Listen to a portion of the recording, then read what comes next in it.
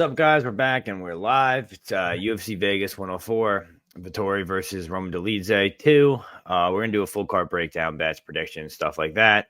I'm here with Dravhy, Key3Picks. We're coming off a pay-per-view where, I went up 7 units. I think Key did pretty well too. Drav, you slipped up with Jalen Turner. It is what it is. But other than that, what'd you guys think of the card? I'm kind of shocked Jalen Turner retired, but Ankalaev beating Pereira is not a surprise at all. Yeah, I had a slight losing night, actually. Fiziev cooked me. I was expecting Fiziev to look much better than he did, but Gaethje had a dope performance. Yeah, he did. He almost forgot performance. Same for me, man. I mean, I had some good reads, but Fiziev and Turner kind of, only Fiziev. If I didn't bet Fiziev, I would have profit. So it is what it is. But yeah, I couldn't expect Turner to retire and be done with it. So yeah, no, that's surprising. Yeah, I mean, he's only 29, and the guy had a lot of skills, but I mean, like you said, if he doesn't have the fire anymore and he doesn't feel like being in there, you don't want to do that at this level. If you don't want to do it, you're just gonna take damage that you shouldn't be taking. So, yeah, a fight I would like is Hernandez versus Joel Alvarez or something. Because crazy. I'm kind of pissed, to be honest, because this fight we were hyped for it because they were tall and shit. We wanted to see the striking and we just didn't see it. Yeah, I feel like with Alvarez they will be still the same type of size again. And yeah, I would like to see that. But yeah, it is what it is. I'm gonna get Bam on this. Or you could do him versus Ziam too. Your boy. Yeah, we'll watch him butcher your boy. I think Ziam would beat him. Honestly, I'm sure you do. I don't think he will. But we're gonna find out. Yeah, I can't wait to get plus dog odds again on Bahamondes. Nah, he's gonna be a favorite. But by the way, Ziam said that he won another fight before having a top 15 fight, so maybe they're not gonna make this one. No, we'll see. It will be a great one though. Bahamondes versus either Ziam or Alvarez. Sign me up. Yeah, definitely. All right, first fight of the night. This card is dog shit, but we'll get into that. Judice Duben versus Carly Judice. Judice Duben is 6-0. She's 28, 5'4", 65-inch reach. Judice is 3-2, 26, 5'7", 68-inch reach. Odds on these two ladies, you can get Duben anywhere from plus 300 to plus 285. You can get Judice anywhere from minus 360 to minus 400. Low level girls fight. Key, take it away. Yeah, I'm seeing a lot of hipster takes this week of people acting like Duben has any sort of value on her just because she had a lucky knockout.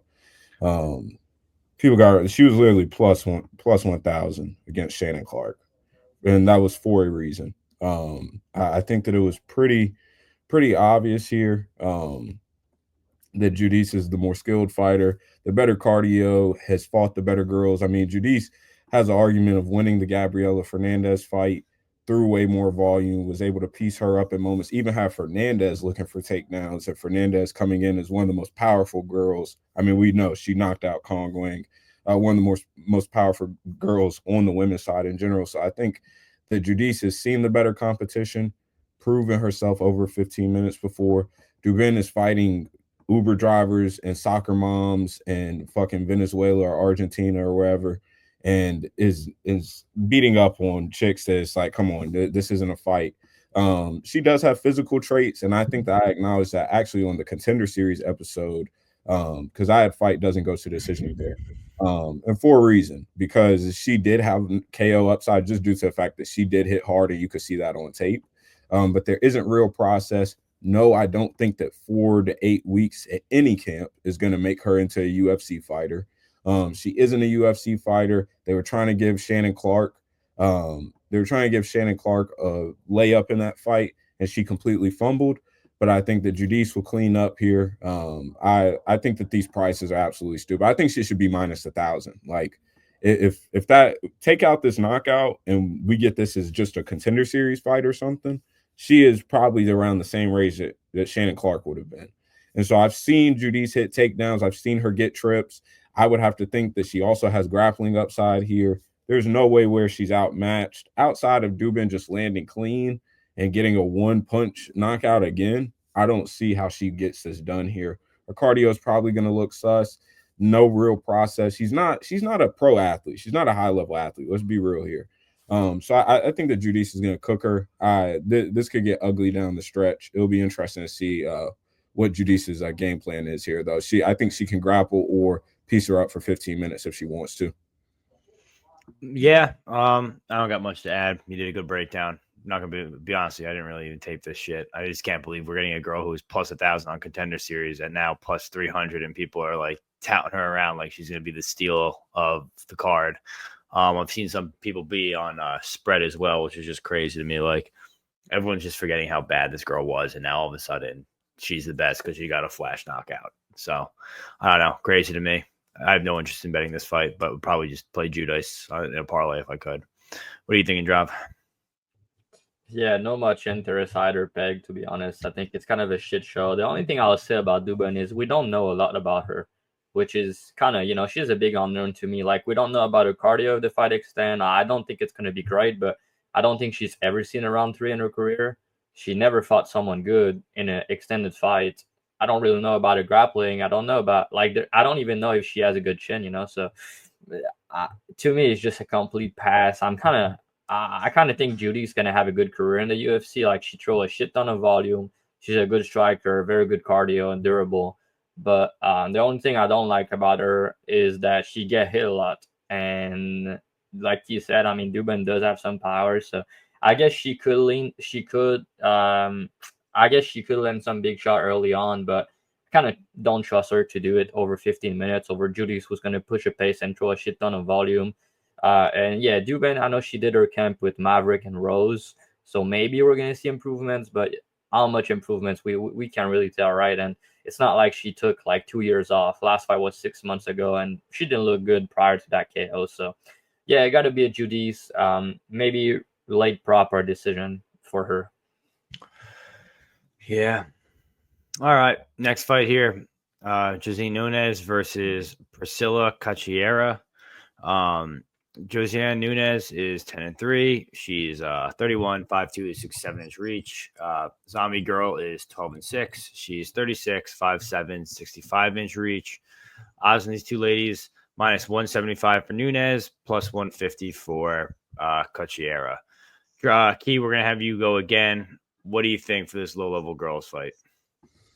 Yeah, this is low key like a banger. We obviously know what both are gonna do here. Priscilla's Cachoeira is coming up in weight to 135. I think that should be noted. We know that we've seen her struggle to make 125, so this is probably for career purposes and her being able to be active, it's probably best that she goes up because she's not a contender at 125, as we know. Here, I think that this is a female dick swinging fight. Honestly, we know what they're going to do. They're going to go into the pocket and they're going to let their hands go. I think that it's a matter of here. One, what does Cachoeira's power look like at 135? I mean, we know that she does hit hard to some extent, but at the same time, she's knocking out girls that are known to be somewhat chinny or either not that very durable. And so you're talking about Ariane Lipski, Gina Mazzani, and Shayna Dobson as her last 3 KOs. I don't rate any of them super highly, being completely honest. Lipski, I will say that win ages pretty well on her resume. That's probably one of the best wins. And so I do respect that, but the other two I'm not really respecting too much. And I honestly think that she's going to see issues here at 135 and other matchups too. But she isn't the biggest girl, and I know that she will be taller than Josiane Nunes because literally everybody on earth is. But physically, I expect Nunes to actually have some advantage here. I think the physicality wise, I think that she's probably going to hit harder. I mean, Nunes is knocking out and hurting 135ers and big 135ers at that. It's not like she's hurting and knocking out small girls. She's knocking out big 135ers. And so I think that her pop is proven in this weight class already, even at a size disadvantage. And I Cachoeira, I still have questions. And I do think that Nunes is probably coming in here as the better fighter. So I do say that slight favorite makes sense. But I think any like wider dog shots on Cachoeira is probably a good process here. For me, this is a shit show and can be probably a good bit volatile. Watching back the Cachoeira fights, I was really surprised, honestly, at the lack of process in her game. I felt like I remembered her having a little bit more of a jab and low kick, at least in between, but she's just throwing hammers in the pocket. The round 3 versus Jeon Kim was one of the best rounds in women's MMA history, honestly. Like, that was an absolute banger.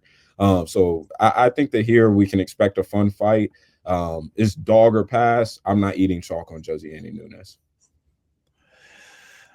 Yeah, I'm with you there. Dog or pass. Priscilla's got to be the side here with how strong she is. Going up in weight probably is going to be better for her. Nunes, it's just going to be a kick. This is going to be just a straight up kickboxing dogfight, and why not just take the plus odds in that situation?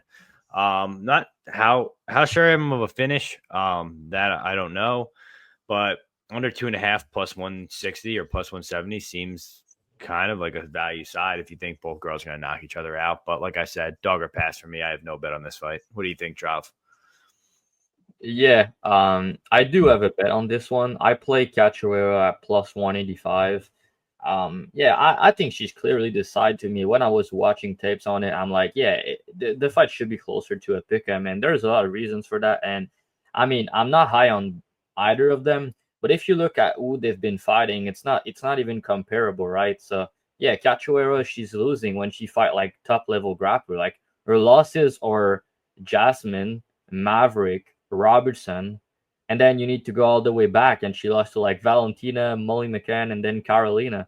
So yeah, man. I mean, if you look, the girl Nunes has beat in the UFC. Like, we're talking about Bea Maleki, who retired after that fight. We're talking about a Ramona Pascual, who's awful, who's not in the UFC anymore.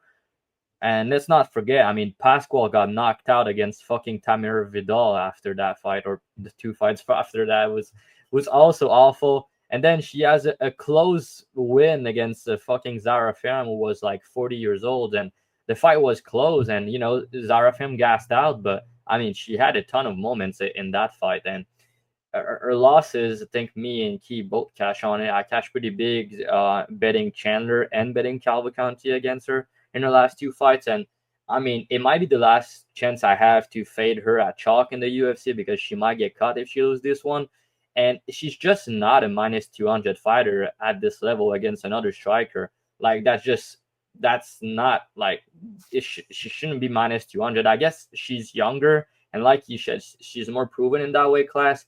But I think they're going to be similar size here. And Cachoeira, like, she was fighting at 125, but she was struggling bad to make weight, miss weight a lot. And I think her moving up is just going to help her cardio and her in general at this stage of her career. And, you know, if you look at it, like, Cachoeira, you know, her wins are not that great either, but she has a win over Kim, who's, you know, maybe it was a robbery, but it was very close. And then she has a win over Lipsky. It was a way better win than anybody that they fought, you know, so it's a good win there. And, you know, when she's striking, she's never like, she shouldn't be a big dog in a striking match against another girl that's going to try to swing with her. That's zombie. Her name is Zombie Girl, and that's for a reason, because she walked forward like the fucking Terminator, man. She doesn't care.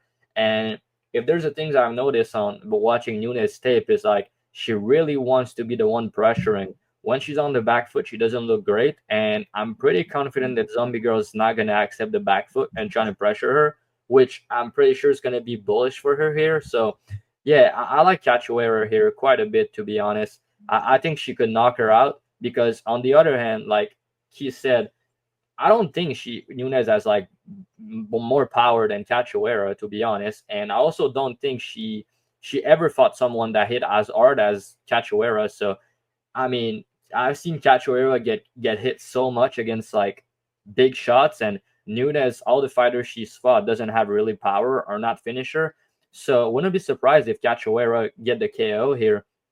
And if it go to distance, it's just gonna be a war, a 29-28 type fight, a really close one at that. And I just think that the visuals is gonna be great for Cachoeira just walking forward the entire time and put Nunes on the back foot. So yeah, I'll lean Cachoeira. I trust her more. She's gonna dig deep, and even the fight that she loses against like Molly McCann and Carolina, she's busting their eyes open. She's making them bleed and all that shit. So even when she loses, she's compete. And I've seen her win fights where she's outskills, and she still find ways to win. But she can't be grappler. She's not good at on the ground. But Nunes is not gonna grapple because she's also trash on the ground. So they're gonna have the fight that they want. But I think Cachoeira, considering the level of competition, considering just like that she's gonna walk forward and I think hit a bit harder, I gotta lean her side here. So yeah, I think -110 a piece makes sense.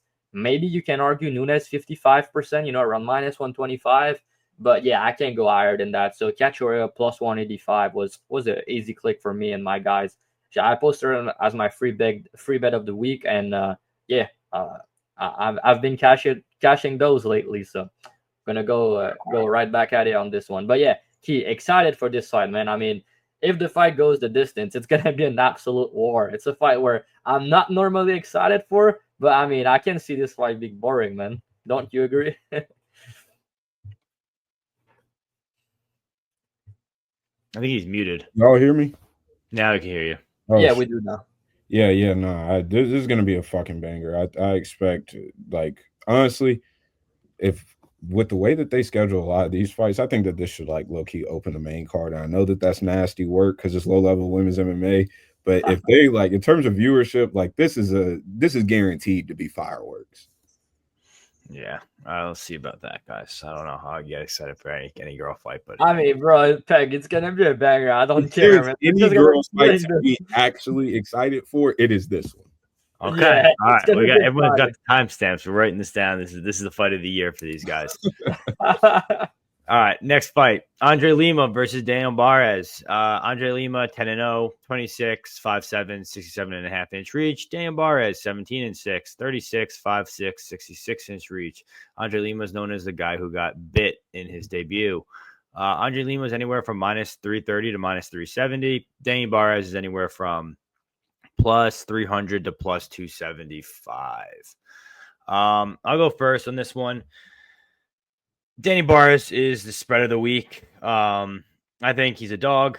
I think that he fights every fight pretty close. He's got sick kickboxing. He's got sick striking. He's got really good low kicks. Everything balanced pretty good. He defends the takedown well. He can get his own grappling if he needs to. Jiu-jitsu, I'm not really totally thrilled about. So I do think if there is a finish, it's probably a sub on the Lima side. But the likelihood of that, I don't think is likely at all, to be honest. I think this is going to be just a 29-28 decision. And for that reason, that's why Danny Barez +3.5, +120 is our spread of the week. Dravhy, what do you think for this one? Do you think Andre Lima finds a sub? Yeah, I think it's very likely he gets his first sub here, Peg. I'll be honest, Okay. but yeah, I think you're kind of spot on, right, on the spread, because if you go the distance, I'm pretty confident you're going to cash it. Like, I think if you go the distance, it's probably going to be a 29-28 Lima, the way I see it. But Barez, to me, he's good. He's a good boxer. I remember you guys bet him against Altamirano last fight, and I mean, let's be real. He should have just get a KO1, or I don't think that fight should have been competitive, but why the fuck is he like getting hurt a bit in round 3, and then Altamirano is back in the fight, and he's still round 2 with a big moment. But like, if he didn't steal the second round with that moment that he had, maybe he could have lost that one, which is crazy because I don't think it should have been close. So I just think that he's a bit flaky, and I don't think he's like a good winner, if that makes sense, at this level. Like, when things are not going his way, or he get hurt, or he get tired, feel like he's the type of guy that kind of find the kind of want to find the door. And Lima is just the complete opposite, in the sense that I think he has a brick forehead. He's very durable, and I think that he's gonna do everything in his power to win. Like, cheating, I know Key love a good cheater, so I mean, this guy's gonna grab the fence. He's gonna poke you in the eyes. He's gonna hit you in the balls. He's gonna do everything, right? So I just think that he's going to do everything in his power to win, and I really trust his durability more over Barez personally, and I favor Lima cardio more. And also, it's important to talk about career trajectory and upside in the division. And I think Lima being 26 and undefeated, I think he has a very good high ceiling in this division. And Barez is now 36 at flyweight. Already have a ton of fights on the mileage. So I think Barez in maybe 2 years, he might not even be in the UFC anymore, you know? So yeah, I think the Lima current trajectory and just momentum upside is just all on his side. And, you know, Barez, I don't trust his BJJ. I mean, he's been submitted a couple times, and I could see Lima hurting him with like an elbow or just a counters, because Lima is not really, you know, he's not gonna try to pressure cook him, but Barez is gonna pressure and he's gonna get counters, I feel like. And Lima has a good elbow, he has very good counters, and I think he has underrated wrestling and grappling. I don't know if you guys recall, but I've been calling for this guy's guillotine for a couple fights, this last couple fight that he had. I didn't bet it because I didn't think he would get it, but I mean, he almost had Felipe Dos Santos. I mean, he had him in the rear naked choke. It was very close. And we know Felipe Dos Santos is a fucking dog and he's not going to quit. But, like, if Barez is that same position, I'm pretty sure he's tapping. And he had a couple guillotine also. So I think he has good guillotine. He has good rear naked choke. I know he has no sub on his resume again, but I think there's a fight where he could get it here. Because, again, Barez, as the fight extends, I think he's slowing down a bit. And I think the fact that Lima is going to be able to, like, take everything that he got and still be here and hitting him maybe harder than Barez hit him. So, yeah, I don't think it's going to end well for him. So I could see Lima mixing the wrestling. I could see him getting on top, taking the back, or just club and sub with a guillotine or some shit like that. So, yeah, I like Lima here. I'm high on the kid overall. And, I mean, the kid that he like got bit against Igor Severino, this guy is fucking good. I mean, he won a fight after that outside the UFC, and I've been saying that this fight was very high level back there. I tried to fade him in that fight. This kid that is very good. So yeah, Barez is a good boxer. He has power. He goes to the body. I like him overall. Like, I like his offensive striking, but again, he's just not that good of a winner. Like, why are you like?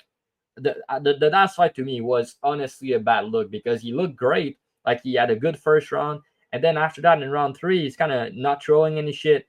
In round 2, he's kind of letting the fight slip by, and he's kind of low volume himself at time. I know Lima doesn't throw a lot of volume, but he's very precise, and he's a very good striker. He's super technical. And I also think that Lima's going to be bigger here. So, yeah, he might cheat on the scale. He might miss weight. He might grab the fence. He's going to do everything he can to win. So at the end of the day, I think Lima here, and I think a sub is live. What do you think, Key?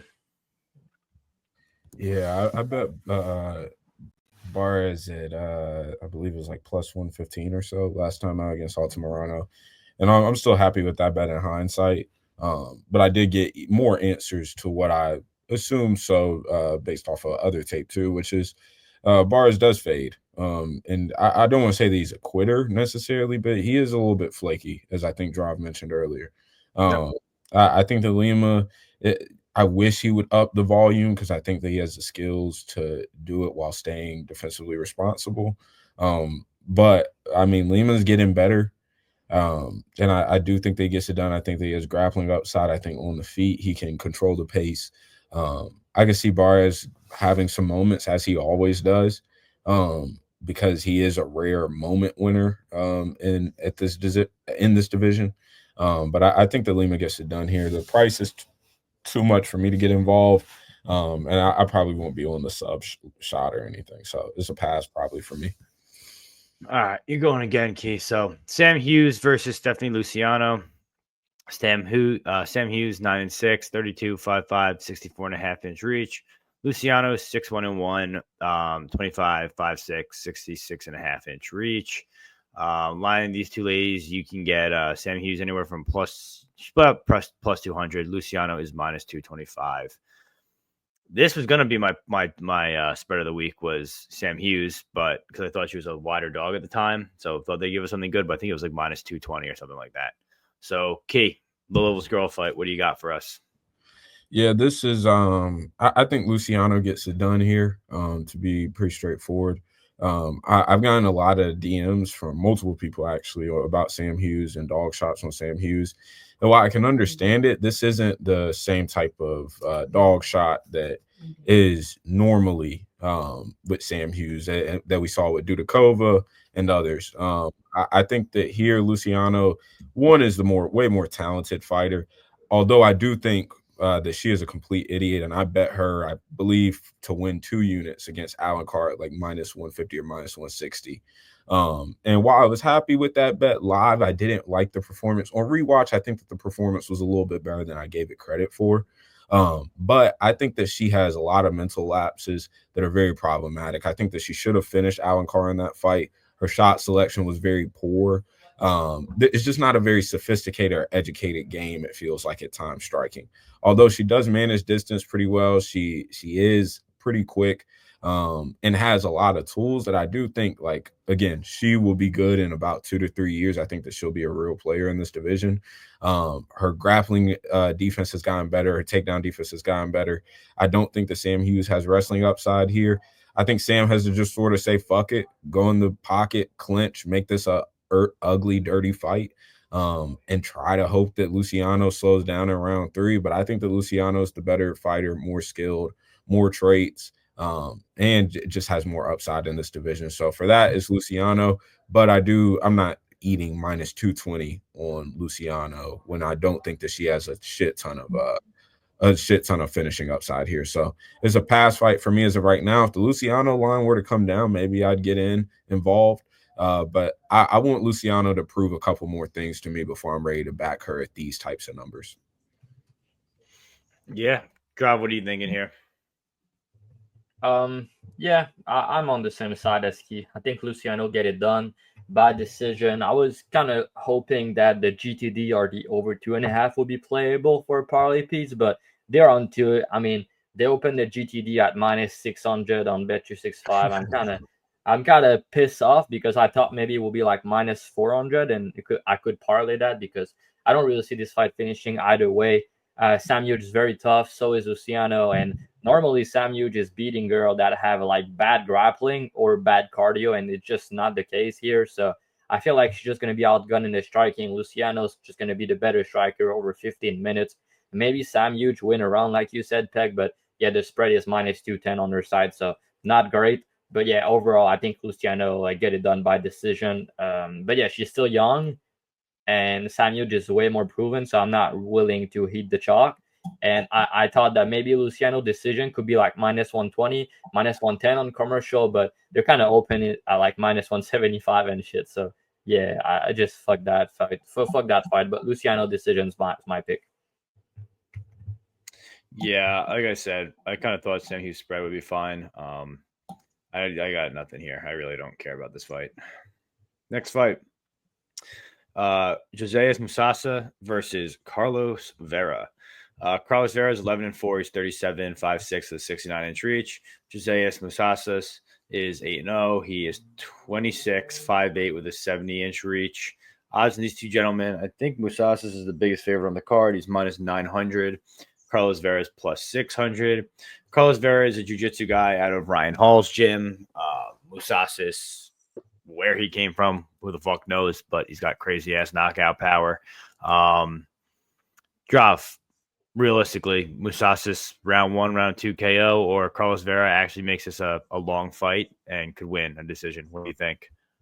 Yeah, I play Musasa in the Dana White Contender Series. He was a big underdog. I play him at +210. He ended up winning that fight, but he was fighting a good fighter, to be honest. That guy that he beat just won a fight on regional against a 7-1 guy.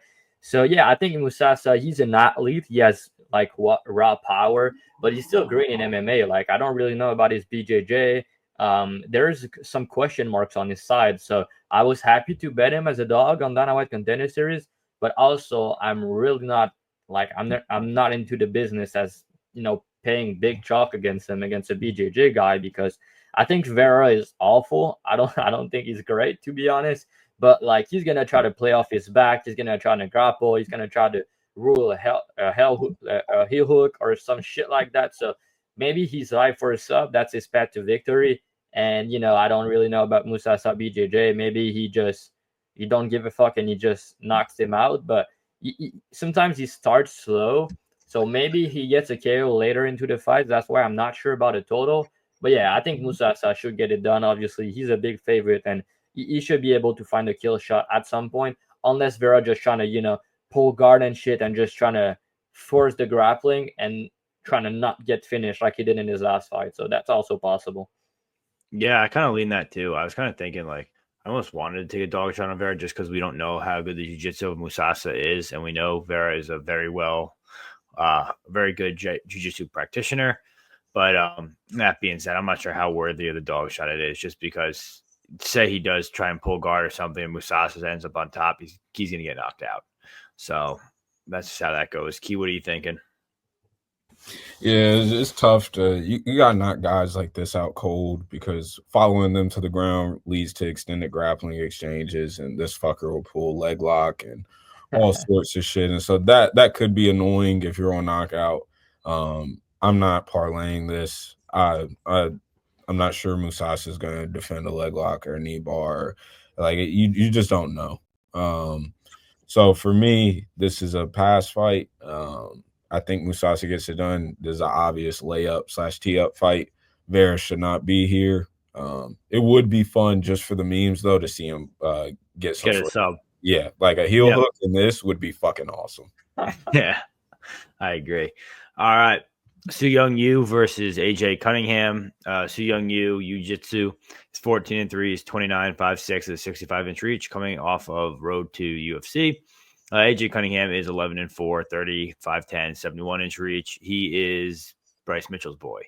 That's what he's most known as. He's his cousin, actually. He's what? He's his cousin. Is he actually? Yeah.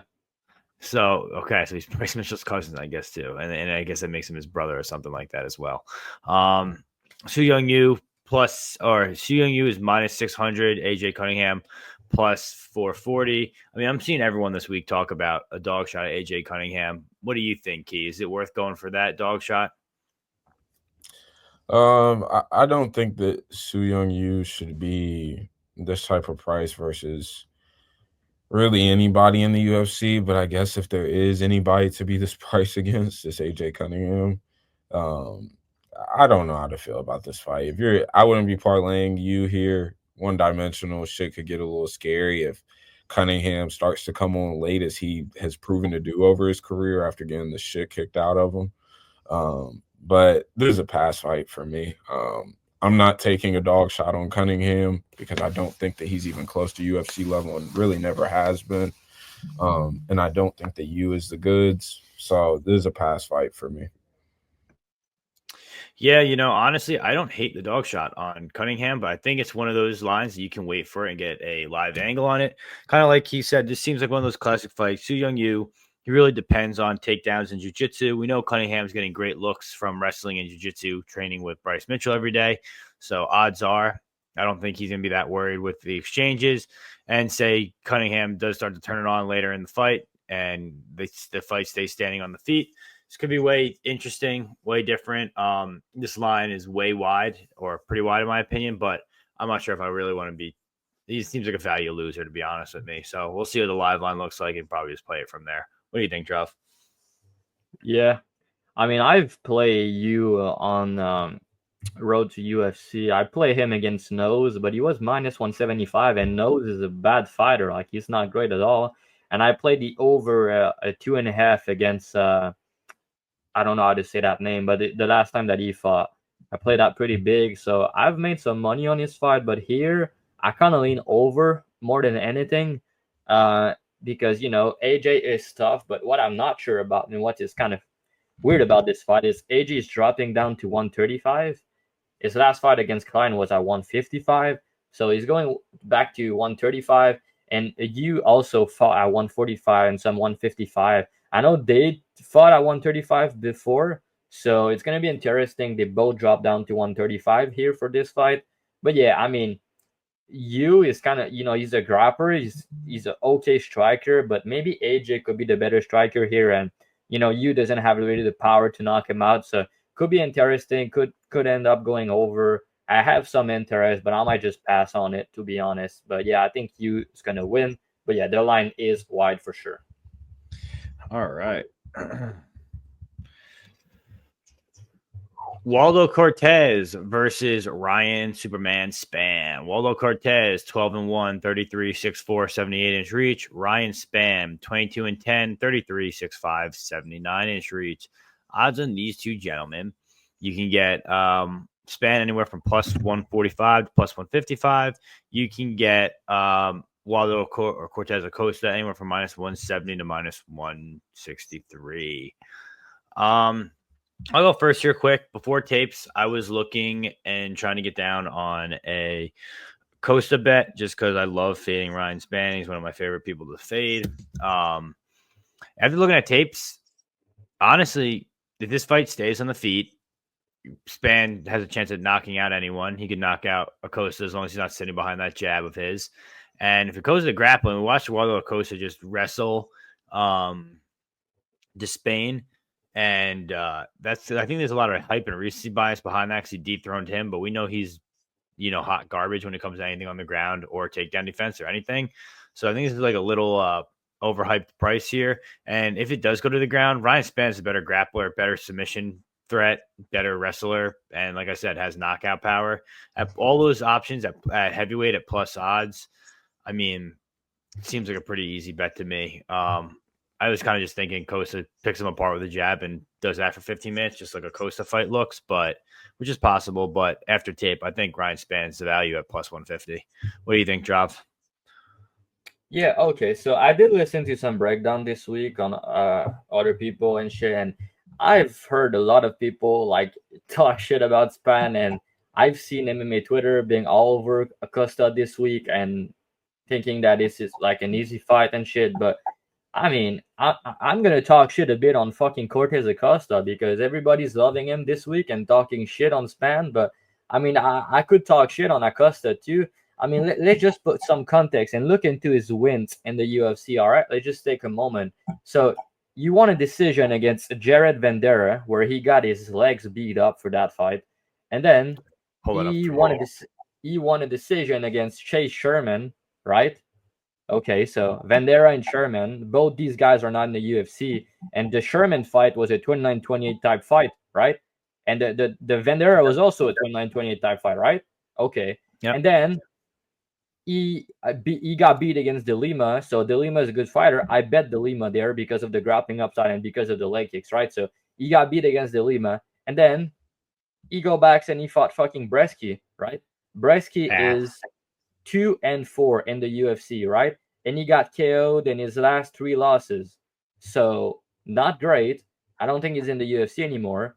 And then he goes to fucking 29-28 decision against fucking 43 years old Arlovsky, who had no chin at this point in his career. And Arlovsky outstruck him on numbers.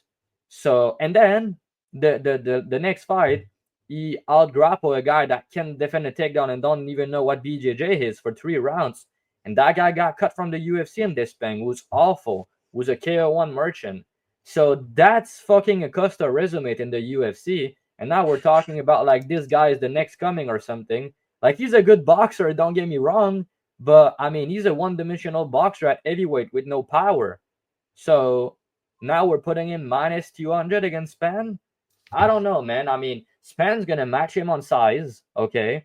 And then Spann, he has all the grappling upside. One takedown could be the round, or it could even be the fight. I've watched a lot of tapes on fucking Acosta, and you can't see tapes on about him defending a choke. It's not there. The only time that he did kind of defend a choke, it's against De Lima. De Lima had a rear naked choke a little bit, but he slipped, and it was there for like a second. So, can anybody tell me what happened if Spann catch that neck and that guillotine? I mean, it might be a wrap, bro, right? So, and another things I'm going to mention is like the skills difference between light heavyweight and heavyweight is very important. People at light heavyweight are way more skills than heavyweight, right? Yeah. Spann was the top 10, top 15 guys at light heavyweight, and he's been fighting the way better guys. So if we're shitting on Spann, then just look at the people he's losing to, and let's put some context into it, right? So Spann, his last couple losses are Guskov. I bet Guskov there because he's not great, but he has big power. And then the Smith fight, bad look, right? He almost finished him, end up getting. I bet Smith there. He ended up losing a decision, but you can make an argument that he won that fight, by the way. It was razor close, and it was a split. Then he got out-grappled and submitted against Krylov. No shame in that. Like, Krylov is just a way better fighter than him. And Krylov would smoke Acosta. Then he one-punch KO fucking Reyes with a jab. Then he beat Kutulaba by sub in the first round. Like, Kutulaba and Reyes are both way better wins than anybody that fucking Acosta fought. Yep. You know, so, and then his losses against fucking Walker, Smith. So he's losing to guys that can either grapple better than he does or are just more skills than him, you know? And he's finishing a lot of guys in the first round. So he's the better finisher here. He could finish the fight by KO because Acosta's fighting guys that are not, doesn't have power, right? So you're just outpointing them. I know he's durable, he's very tough, and he has more heart than Spann. We know that. But like, Spann hit way harder than all these other guys, and he's gonna be the same size as him. So I think him moving up kind of makes sense because you've seen his boy Kennedy doing it and having success. And by the way, Kennedy's like one of the best guys for Spann to have to train with to mimic fucking Acosta's style with the jab and everything. So I like that. And then maybe Spann is not training. Maybe he's not taking that seriously. Maybe he's just not cutting away and being lazy. That's possible. But I'm willing to take the shot here because you gave me the guy with all the grappling upside, who hit harder, who's more likely to finish, and that been fighting the way better competition. They're about the same age. They're about the same size. So yeah, there's unknown on the Spann side, and he's not a guy I'm really want to bet as a favorite because his cardio is not great, especially in round 3, and he can be a quitter. His durability is not great, but like, Acosta is not gonna knock him out. I don't think. Like, he doesn't have big power. He didn't knock him out. He didn't knock out Arlovsky. He was like 43 and no chin. So I don't think Acosta is gonna knock him out. So what is Acosta path here, right? I think it's a 29-28 decision, like he did in his UFC career thus far. Maybe he's gonna do it. That's possible. But I just think there's a ton of upside on this Spann side. There's grappling upside, finishing upside. And if you go the distance, it's going to be close. He might not look good in round 3, but I'm pretty confident that he's going to win the first round or that he can finish in the first round. So to me here, it's a Spann spot. I got plus 170.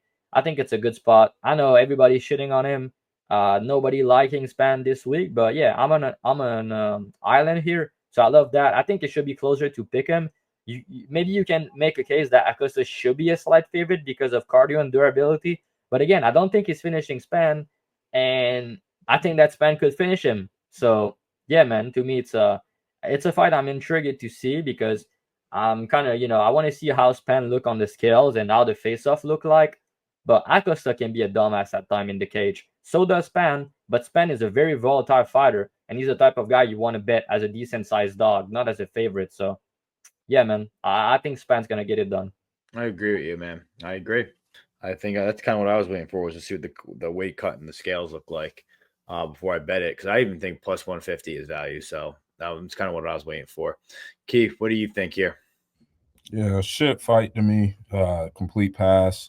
I would make Acosta probably slight favorite due to hardware advantage, and just not knowing what Spann is going to look like at heavyweight. But I think that this is a easy pass for me, so I'll keep it. Right. Next fight, Kevin Vallejos versus Sungwoo Choi. Kevin Vallejos is he's 14-1. He's 23, 5'7", 68-inch reach. Sungwoo Choi is 11-7, 32, 6 feet, 74.5-inch reach. Odds in DC, gentlemen, you can get Vallejo anywhere from minus 600 to minus 650. You get Sungwoo Choi anywhere from plus 440 to plus 450. I'll go first here. I have Vallejo in a parlay. I got it a lot earlier. I think I got in the minus 300 range. This is a setup spot for him. He's going to knock out Sungwoo Choi. It's a clear setup. You look at Sungwoo Choi lately, right? What have you done for me lately, game? KO'd by Steve Garcia, beat Jarno Aarons in a close decision, knocked out by Triazo, knocked out by Josh Holobaugh, submitted by Alex Caceres. Guy stays getting finished. Under 1.5 is usually a good way to bet his fights, honestly. Vallejos is coming off. This is going to be his debut. Usually, people are like, "Oh, the debutante versus a guy with UFC experience." That's one thing, but I think he walks right through Choi here. I think he's better everywhere. I think he's going to outstrike him. I think he's probably going to find a round 1 KO. What do you think, Key?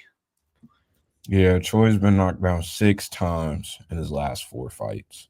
There you go. I mean, pound for pound, one of the least durable guys in the whole Yeah. UFC, And so. he used to be durable. Remember, he had a good chin. And it's funny you say that. I have the same shit in my breakdown because if you look the stats in his last like 4 fights compared to all the other fights he had, it's a big difference, man. Yeah, I mean it's insane that he's just fallen like this at one time, looking like a decent prospect to now this. Yeah, this is obviously up spot, Vallejos spot knockout. I think this is pretty clear. I'm not gonna waste time on this. Dravhy. Yeah, the thing you mentioned about the UFC debut, Peg, I'm just gonna touch a little bit on it because Vallejos, he's young, but I truly think this kid's the real deal, man. I really do. He's durable. He's a very good striker. He goes to the body, and man, I mean, this kid's nasty, dude. I think he's nasty. He gave James Silva his toughest fight so far. Everybody that Silva fought in the UFC. So I think this kid's really good. He's young. He's gonna improve fight by fight. And you have Choi, who's been declining, whose durability is being cooked, who can do anything else than just bite on the mouthpiece and get knocked out because that's just him. He's good at distance. Choi is going to be bigger. He has more experience, like you guys said, and Vallejos making his debut. But yeah, to your point, Peg, I mean, he's going to fight in the UFC Apex this week, right? He already been in the Apex twice on Dana White Contender Series. He fought there twice. And I heard some people talk shit about this Dana White Contender Series opponent, but I'm young enough to remember people betting on this guy because they thought that he could beat him. I laid the chalk on Vallejos minus 300 on Dana White Contender Series, and this cam talk, I don't teach guy, right? The thing that stick out to me on tape is that he's very, very durable. Like he's very tough and hard to finish. And Vallejos just finished him in the first round.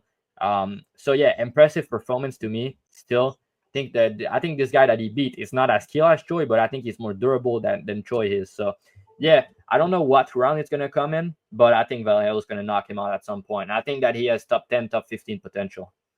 Nice. All right. Next fight, this name I'm going to totally butcher. It's my boy Brenson Ribiero versus DR Nurgozhay. There you go. Perfect. Nurgozhay is 10-0. He is from Kazakhstan. He's 27, 6'2", 75-inch reach. Brenson Ribiero, 16-7, 28, 6'3", 81-inch reach.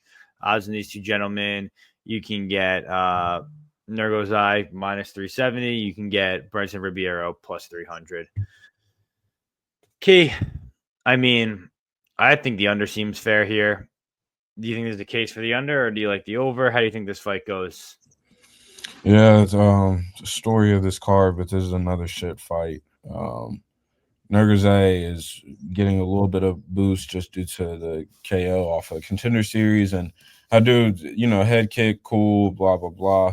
But the guy is not very good in my opinion. He's there, like he's a good fighter. He doesn't make a ton of mistakes, but he's not the most talented guy in the world. I think he's just very mid. Ribiero has some physical traits. I think that he's sort of early KO or bust here. I think Nurgozhay has the ability to cage push. I do think that he gets it done. I think that if you expect Nurgozhay to justify price tag, the under makes a lot of sense. But I could see this easily going over. So it's a pass fight for me. All right. Key or Dravy, what do you think? Yeah, if you like the under peg on the Pinnacle, it's plus 126 for the under 1.5. I think it's a decent look personally. I do think that if the fight ends inside the distance, it's more often than not going to be under 1.5 because, they both doesn't have the best cardio and they tend to finish fights under 1.5. So yeah, it is a good look. And I just don't think DR is that good. Cardio is a bit shaky. He's low volume. But like you said, he doesn't make a lot of mistakes. The thing that he does that fucking annoy me when I'm watching him is he's like that, right? He's striking and he's like every fucking 2 seconds he needs to reset like that. Yeah. Dude, I don't know how many times he did it. I know it's a tick, but like, man, it reminds me of fucking Damir's Magulov, but it's even worse than Damir. Like, it's crazy how much he does it.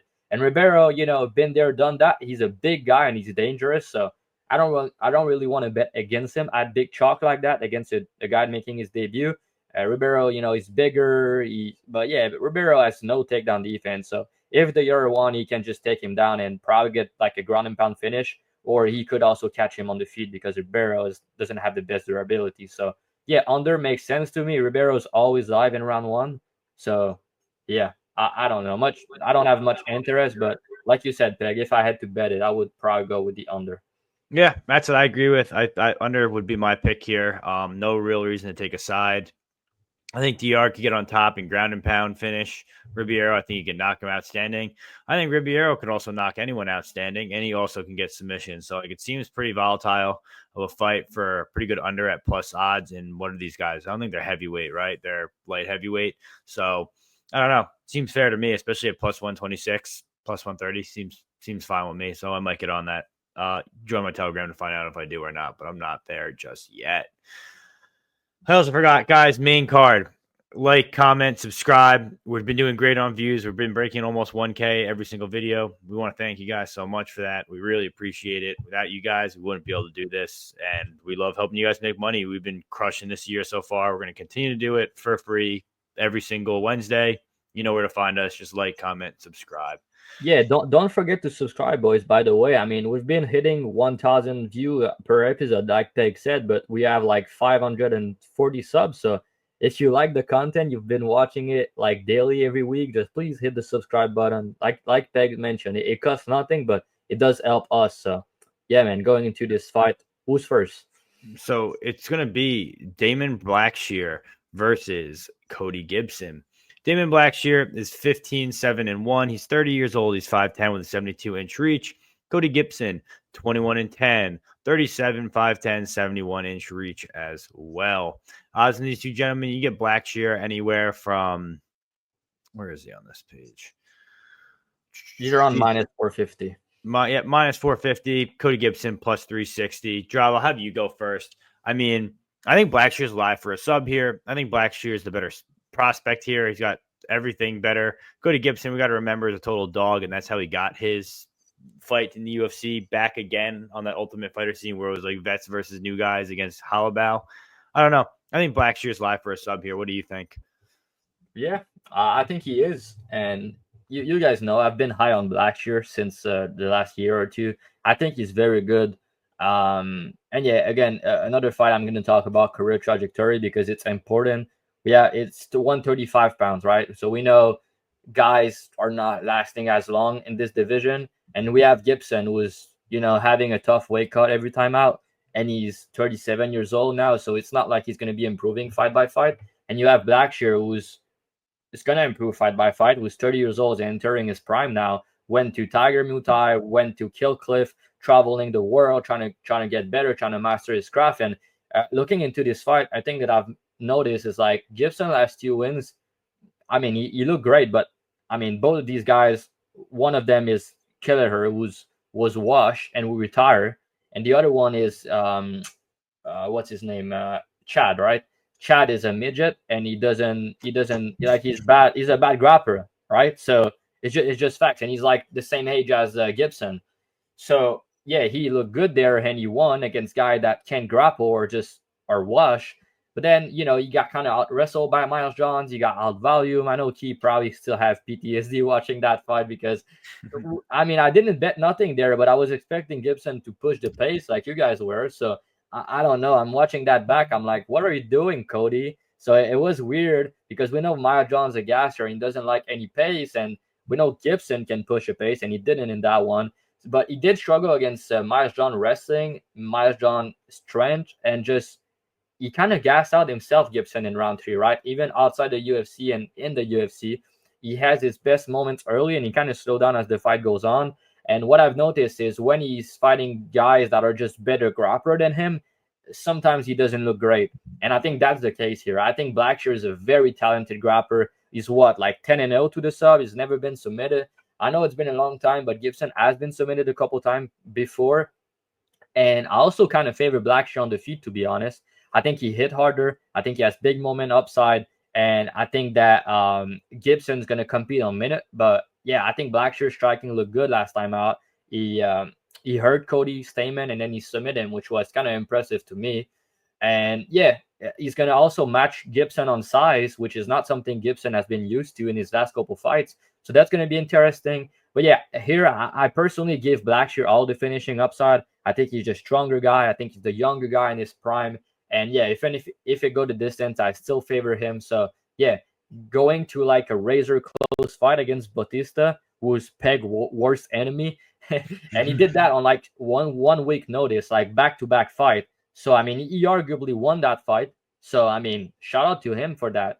And then yeah, he got one punch knockout against Jackson, which is not great, but at the same time, Jackson hit like a truck and Gibson has pillow fist. So it is what it is. He bounced back after that, which I like because I don't like backing guys that are coming back after like that was the first time he got knocked out, right? So coming back after that knockout, he got a good performance, training hard at Kill Cliff. And yeah, I think he's on his way to the top. He's been fighting top level guys, and Gibson had some step down in competition, but now for him, it's a big step up. And I think the price is justified personally. Maybe you can argue it's a little bit wide, but yeah, I really think Blackshear's going to get it done, and he's just the better fighter at this stage. Sorry. What do you think, Key? Yeah. Do I think Blackshear wins? Yes. Do I think that he covers -500? No. I think outside of sub, I don't think that this ends up being like a -500 type of fight.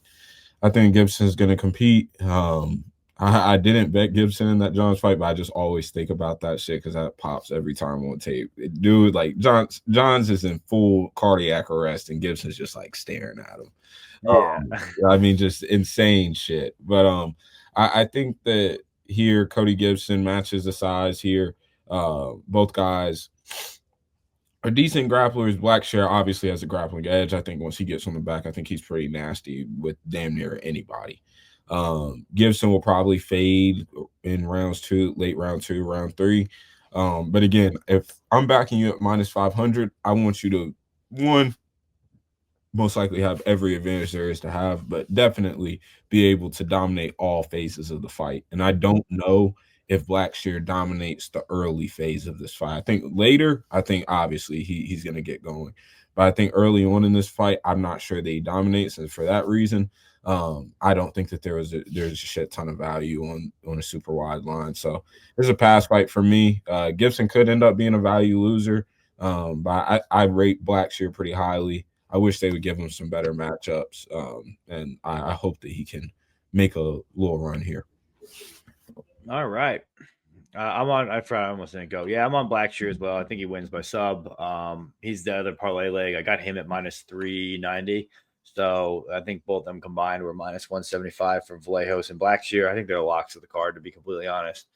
And that is that. Peg, you're probably gonna like it, but if you look on the props, they're starting to drop them. They have around Blackshear sub +200 to +225 on like a couple books, and they have +310 on Bet Rivers. All right, so I'm gonna have to go take that on Bet Rivers. All right, next fight here. Thank you for showing me that. Next fight here, Alex Hernandez versus Kurt Holobaugh.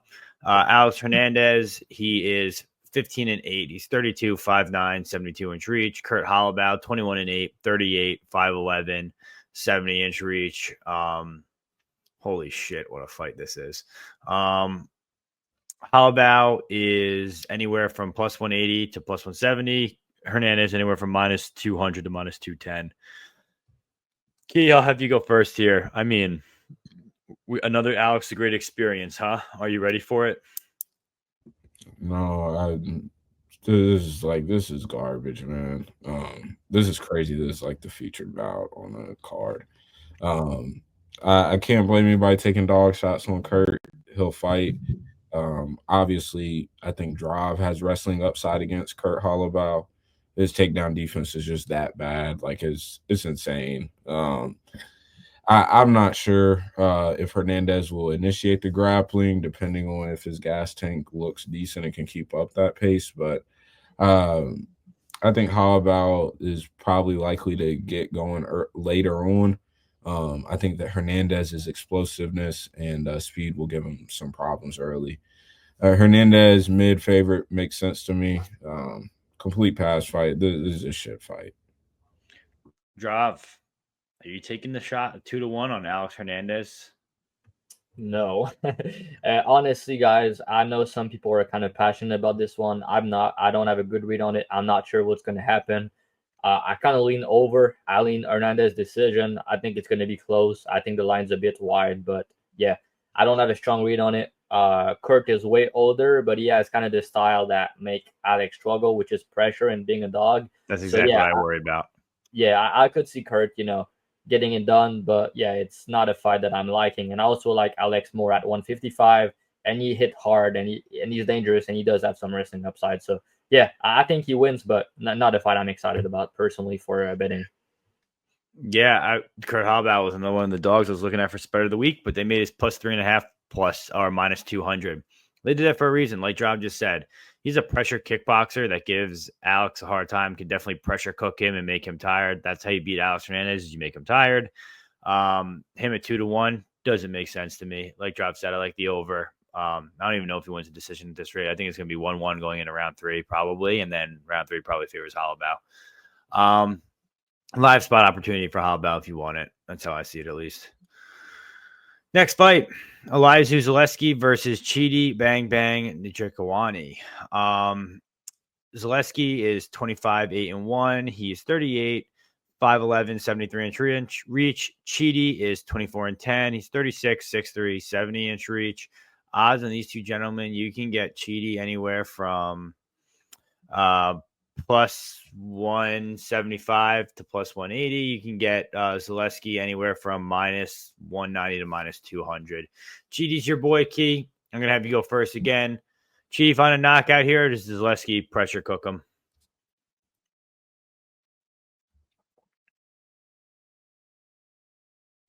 Okay. You're muted. Yep. Yeah, I think that Zaleski, there's another case where I think that he probably looks good later on in the fight. Hardware advantage. I think that he's more of a dog. Chidi, as much as I love him, I think that he has so many elite traits and tools.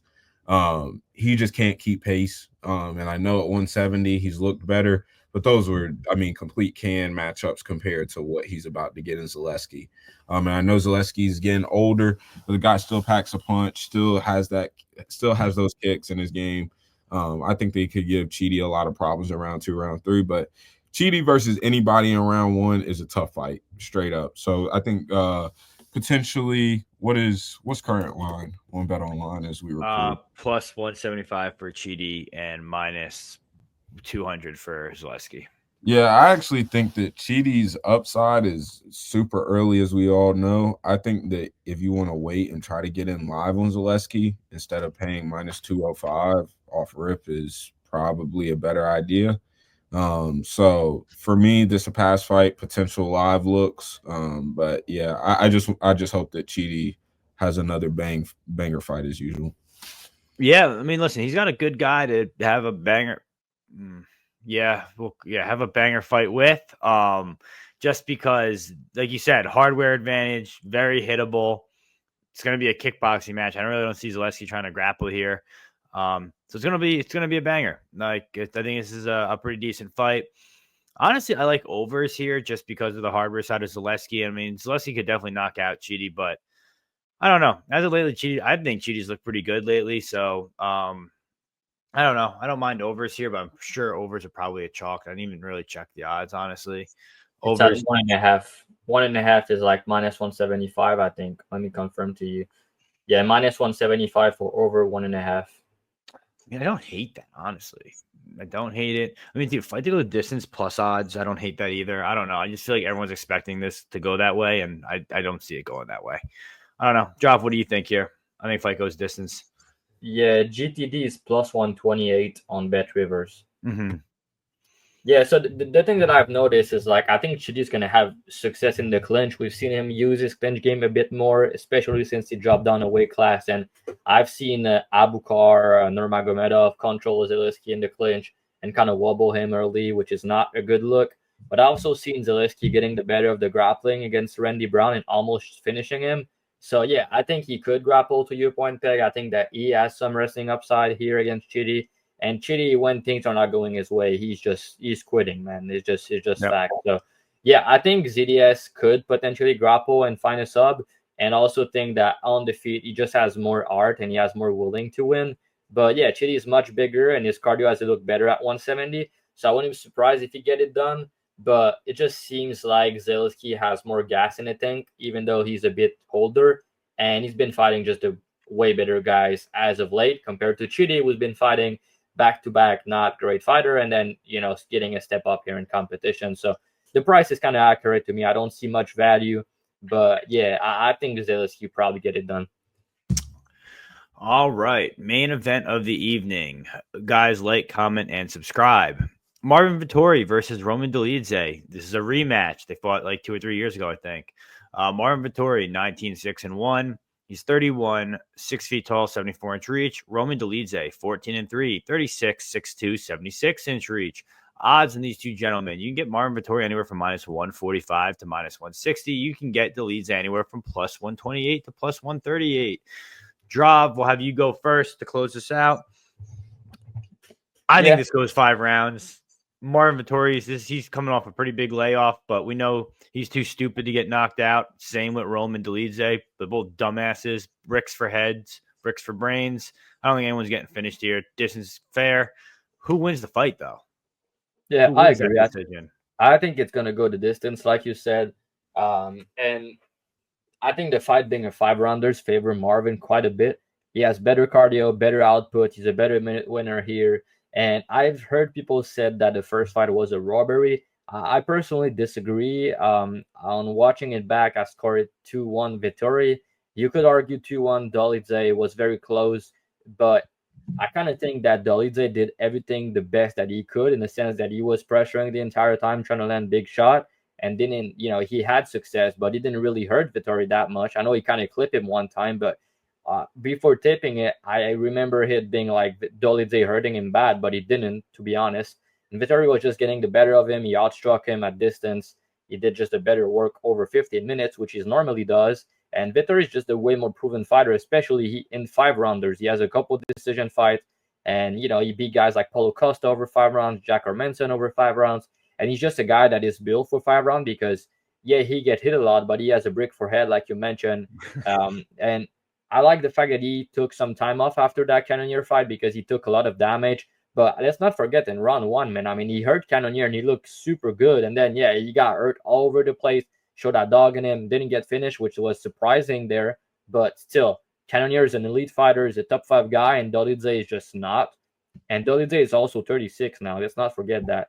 So Vettori is the younger guy. He's 31. And I don't see much grappling happening here. I don't really see Dolidze finishing him. And over 25, you got to favor Vettori personally. And he went to ATT these last couple months. He's training at American Top Team. So I like that for him. I think maybe he's going to come out here and look better, because before the last fight, I think he went to Thailand, work on his kickboxing, and he was having success against Cannonier too. So yeah, Dolidze is just not a good minute winner. He get hit a lot. So does Vettori, to be fair, but I just think Vettori is the better striker, and that's a fight where I favor him big time in round 3, 4, 5. But yeah, I could see Dolidze winning a round, maybe 2 rounds. But yeah, I think Vettori probably win 3 or 4 out of the 5 rounds personally. Fair. Key, your prediction? Yeah, this is a pointless fight. I don't want to see this rematch. I believe the last time they fought was the first time we saw the Thailand version of Vettori. Was heavy on the kicks, and I liked. They showed a little bit more process to his game on the feet. It's sad that he took life-changing damage against Cannonier. There were so many different moments in that fight. But I think Vettori, I don't know what he's going to look like. We're getting close to 2 years at this point of a layoff. Dolidze is like, it feels like he's always one meme away from winning a fight, like just either a bonk. I mean, you think about the calf slicer he got and ended up turning that into TKO against Hermanson. I think that this is definitely just a matter of Vettori winning the minutes, Hopefully, Dolidze is able to get some grappling success, but I'm not sure what that will even look like. So for me, it's a pass fight. I think Vettori gets it done. But again, I'm not willing to pay chalk on the same result whenever the winner is coming off of a damn near 2-year layoff after generational ass whooping. And for what it's worth, I would prefer to see Vettori keep on getting his ass whooped. So War Dolidze. Yeah, I think Vettori wins the decision here. I think it's pretty clear. Higher volume, better gas tank, can grapple, can wrestle, and can strike. I think he'll be able to be very competitive on the feet, if not better on the feet. And he'll definitely be the better wrestler on the ground. He doesn't have better jiu-jitsu, but I don't think we have to really worry about that with a guy like Dolidze. I don't know. I think the decision here is fine. I was kind of hoping we get it plus odds. I was looking for plus 125. The best I've seen is plus 120 on FanDuel. I'm not sure if anyone's seen any better than that, but I think that's fair. Like I'm probably going to put like a unit or a unit and a half on that. That's kind of what I was waiting for because I think this goes over at a very high clip. Yeah. So guys, that's the show. BTL Parlay. How do you guys want to? Who wants to go first? I'll go. Damn, options are super lame this week though. Yeah, let's get a winner here though. Come on, give me something. Well, in that case, I'll take Judice minus 360 happily. Judice. Okay. Judice minus 360. I'm gonna do I'll take my boy Nurgozhay minus 360 as well. Oh, this is pussy shit, I feel like. Well, let's see what we come up with, and then we'll maybe change something. Rob, what you got? Yeah, I'm gonna take a dog, so I make it interesting. I'll take the zombie girl plus 150. All right. What does that make it total? Plus 307. Perfect. Cachoeira. What did you take her at? Plus 150. Dyer is minus 365, and Judice minus 360. And when the total is plus 307. Yep. All right. I like that one. That's cool with me. All right, guys. That's the show. Like, comment, subscribe as always. We appreciate you joining us. We've been crushing it. Join my Telegram. I'm up 20 units in the past 5 cards. It's all free. It's in my Telegram. So I don't know what else I could tell you. I'm not really gonna advertise myself. I don't really care to. It's free. Free knowledge is like a public library. Yeah, they're not gonna continue what I was just about to say. Just come and get the free picks. They're in the bio. Like, comment, subscribe. What do you guys got going on for your odd shoppers and Dubclub? First of all, like you said, this card is not the best, but I think UFC London coming up next week is a banger. And spoiler, but we're gonna have a big guest coming up for this card as well. Mm-hmm. So we're gonna go live with him. And talking about the London card, I'm gonna start working on it right now. So I'm gonna take some early bets. If you want to join my odd shoppers, it's a link on my Twitter. You go on my Twitter, you have the link. And if you're a new client, you're waiting, you want a promo or something, hit me up on Twitter, BTL, and I got you a little something. So yeah, Key, we can go. Yeah, Key3Picks on all platforms. Y'all know the deal. Dubclub, link in bio on Twitter. You can DM me something, and I'll give you a special hookup to get in the Discord and Dubclub. I just dropped 4 units worth of parlays. If you like my post on Twitter, I'll DM you it for free. So tap in with me. Like Dravhy mentioned, I'm getting started on UFC London. I already have a bet for UFC 314. So good days ahead. Ready to cook. All right. That sounds good, boys. Thanks for joining us. We'll see you guys next week live Wednesday at 7. Peace.